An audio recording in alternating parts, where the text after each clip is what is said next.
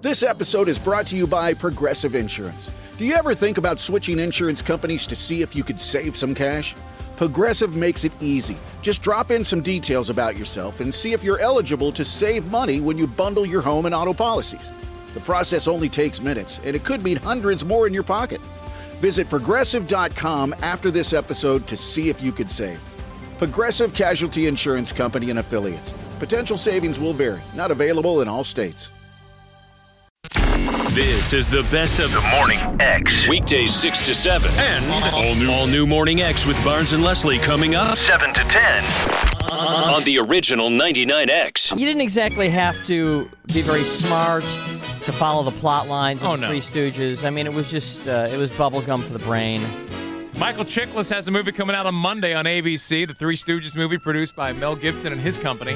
First small screen thing they have done after, of course, doing Braveheart. Hey, Michael, how are you? Great. How you guys doing? Doing good. Hey, first of all, congratulations on your new show, Daddy-O, debuting in the top 10. Yeah, you gotta love that, huh? Yeah, you gotta love it even more. Love that. Yeah. I'm having a great time with it, yeah. Yeah, you and all the Who Wants to Be a Millionaire episodes in the top 10. It's not bad. I imagine. I think he's already channeling Three Stooges channeling already. some Curly for us. I'm loving that curly guy, man. When you heard I about had the such a blast doing this. when you heard about the movie, did you immediately say, "I got to play Curly"? Right? Did you seek them or did they seek you? Actually, I said, I can't do this. I went through such a horror show with the Belushi gig. I was like, that's what I need to do is play another dead icon. When you say that, do you mean because you knew it would be up for such scrutiny and people would pick it apart? Or well, just... more about, yeah, I guess so. But actually, when I read the script, my agent's a smart guy, and he's like, base it on the material. I read the script, and it was such a good script. And, I mean, let's face it, I got to do the clam chowder bit. So now, which one was that? Oh, wait, was that where there's something in the chowder that keeps snapping at him? The clam is eating his cracker. And it gets his nose. Right, it gets his nose. Just, right. Yeah, I was like, I have to do this. You had that wasn't even work. I mean, what a blast you had to have every day channeling, a stooge. I will say, you know what, you're right. It really wasn't even, it didn't feel like work. Here we were down in Sydney, Australia, and those Australians have something going on down there, man. It's 5-to-1, women to men. Mm-hmm. Every beach is like topless or nude. It was weird. I just was like, are we working or what? What's going on here? Yeah. Right. Did you know a lot? Did you know before reading the script? Did you know a lot about the history? No, that's the thing. I knew nothing about them personally. I just knew their work intimately, and I loved them. Well, but all I knew really about them personally was that Curly, Mo, and Shemp were brothers, and that Larry was, the friend. Well, and it's kind of interesting because, like now, I mean, if you want to find anything out about any of your favorite celebrities, it's very easy. I mean, all the dirt is out there with all the tabloid shows, but back then, celebrities were able to lead quiet lives, and their skeletons were in the closet, and right. like in reading some of the information on this movie, like I didn't know that Curly, for instance, was a womanizer and had an alcohol problem. I didn't either. He was the most enigmatic, unknowable of the Three Stooges. He was a very introverted cat, believe it or not, until he drank, and that's when he came out, or until he performed, and he came out in that way too.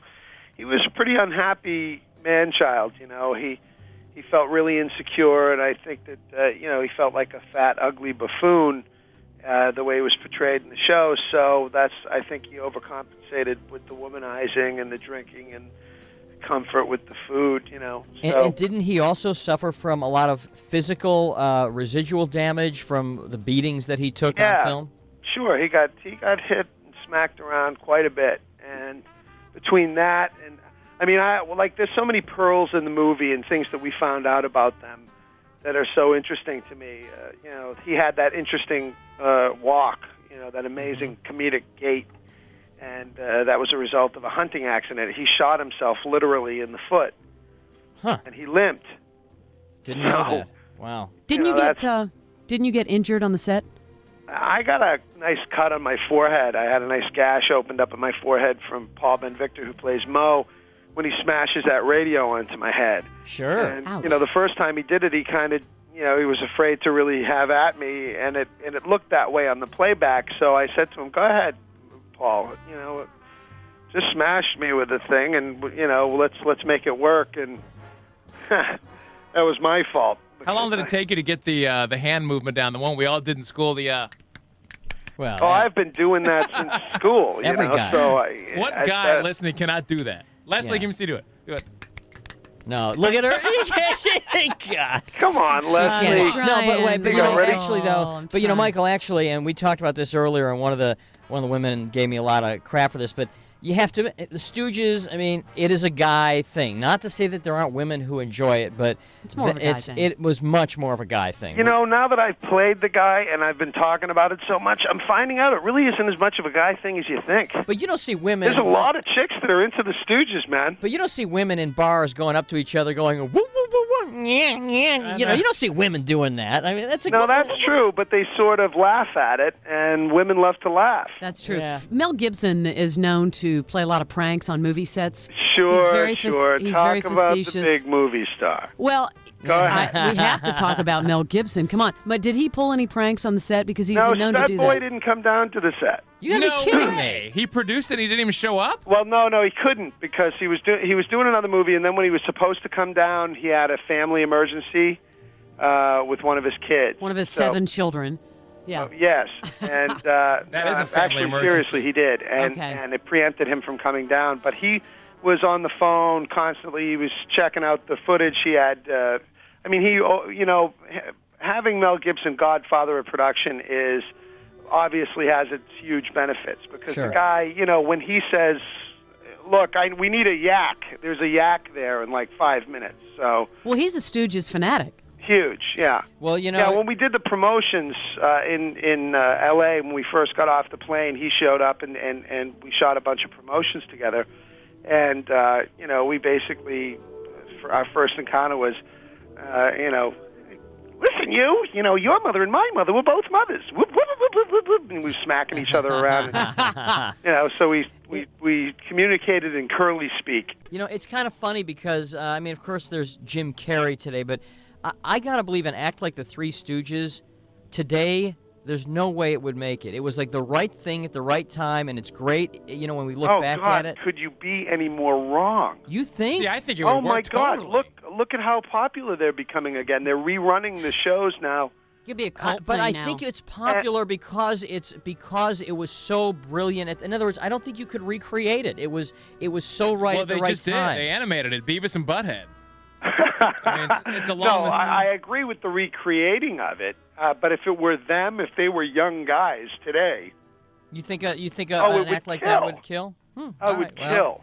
Yeah, it's really a fascinating story. They hit universal bone marrow, man. Right. They hit you where you live comedically. It's a primal thing. Well, you'd also have all the PC people saying, it's violence, and we shouldn't be showing people hitting people with irons because the kids are going to get, the same thing. Yeah. All that crap. Is the movie doesn't make it any less popular? Oh no, of course not. It would just be a whole different. It would lose let me say this: it would lose a lot of its innocence if it were recreated today. I'd have to go with that. Okay.